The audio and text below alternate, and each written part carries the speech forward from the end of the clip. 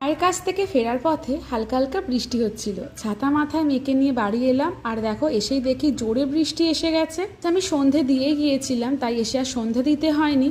আমি রিমি, আমার নতুন একটা ব্লগে তোমাদের সবাইকে ওয়েলকাম।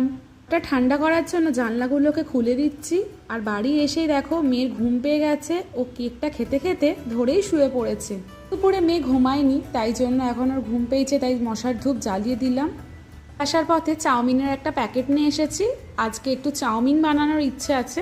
সিদ্ধ করার জলও দেখো বসিয়ে দিয়েছি, আর এদিকে মেয়ের দুধটাও গরম করে নিচ্ছি। আসলে না, এই বৃষ্টি বৃষ্টি ওয়েদারে আমার একটু অন্যরকম কিছু খেতে ইচ্ছে করে। রুটি তরকারি রোজ রোজ খেতে ইচ্ছে করে না, থেকে কম সময় করাও যায়। আর সব থেকে বড় কথা হচ্ছে আমার খুব পছন্দের একটা খাবার চাউমিন। বাড়ি এসেই মেয়েকে ঘুম পাড়িয়ে দিয়েছি, আর এখন আমি চাউমিনটা করে নিচ্ছি তাড়াতাড়ি।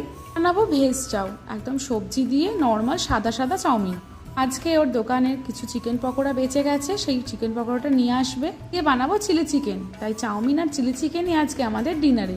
ভেবেছিলাম এগ চাউমিন বানাবো, যেহেতু চিলি চিকেন দিয়ে খাবো তাই জন্য ভেজ চাউমিনই বানাচ্ছি। দিয়ে চাউমিন খেতে কিন্তু বেশি ভালো লাগে, কিন্তু আজকে একটু সয়া সস আর গোলমরিচ দিয়েই দেখো বানিয়ে ফেললাম। মাছের ঝোল ভাত আছে, ওকে ওটা খাওয়াবো, আর একটুখানি হয়তো চাউমিনও দেবো। মেয়েকে খাইয়ে দাইয়ে উঠে চিলি চিকেনটা করতে হয়েছে, তাই জন্য তোমাদের সাথে আর ভিডিও শেয়ার করা হয়নি।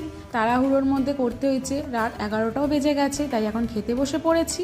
আগের বারের মতো হটপটে করে রেখে দিয়েছিলাম, আর দেখো চাউমিনটা একদমই কম তেল দিয়ে বানিয়েছি। চলো এখন আমরা খেয়ে নিই।